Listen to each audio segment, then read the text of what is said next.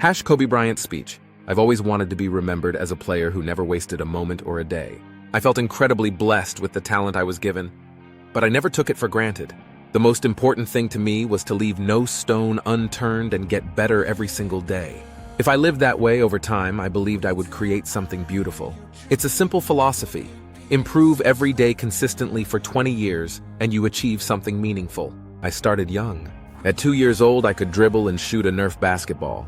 I went to practice with my father, who was my first coach. By 6, I was already strategizing against other kids my age. Failure was not something my mind could accept.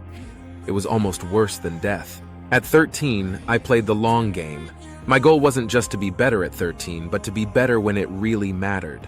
When I played at 13, I studied my opponents carefully, how they played, their strengths and weaknesses. I worked on my weaknesses during games because competition is about playing to your strengths to win. I focused on improving skills like my left-hand jump shot and post moves. By 17, my game was well-rounded, while many others were still doing the same thing as they did at 13.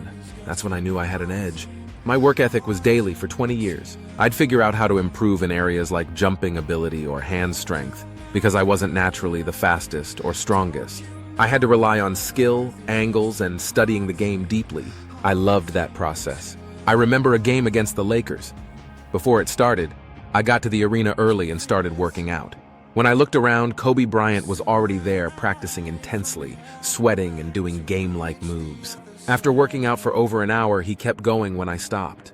That showed me that no matter how hard you work, someone else is willing to work harder. Basketball was everything for me. I absorbed everything that could help me improve. TV shows, books, conversations. The world became my library for learning. You have to do the hard work and study the game to avoid repeating mistakes. It's tough, but facing those challenges is necessary if you want to get better. Most great players have natural talent and physical gifts, like Michael Jordan's 48-inch vertical or LeBron James's size, but I didn't have that. My vertical was about 40 inches. My hands were big, but not huge. In today's game, if you don't have a 30-inch vertical, you're not even considered a shooting guard. What I did was push my body like it was a high-performance car, always striving to get more out of it. An English teacher once told me, "Rest at the end, not in the middle." That stuck with me. There are many things I still don't know or questions unanswered, but I keep pushing forward. After a tough injury where I tore my Achilles, I posted on social media about the frustration and anger because it felt like years of work vanished in one moment. At 35, coming back seemed impossible. But then I reminded myself there are bigger challenges in the world than an injury. So instead of feeling sorry for myself, I looked for the silver lining and got back to work with the same passion. My goal to be one of the best basketball players became clear at 13. The inspiration came from love of the game and watching legends like Magic Johnson and Michael Jordan doing incredible things that made me wonder if I could reach their level.